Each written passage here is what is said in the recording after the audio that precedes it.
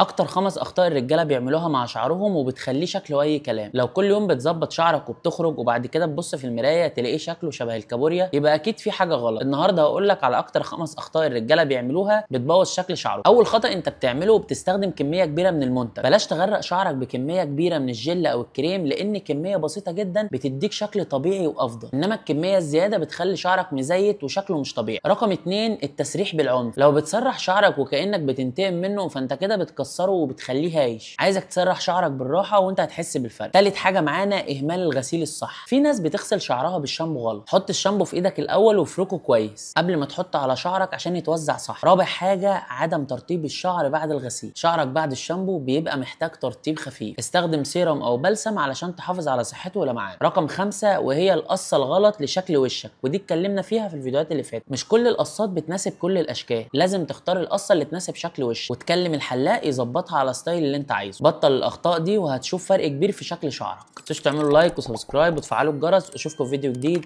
سلام. لو عندك اي استفسار ممكن تكلمني هنا او هنا. مش عايزك تهتم بالراجل الاقرع اللي ورا ده، اهتم بكلامي، في نصيحه هتفيدك.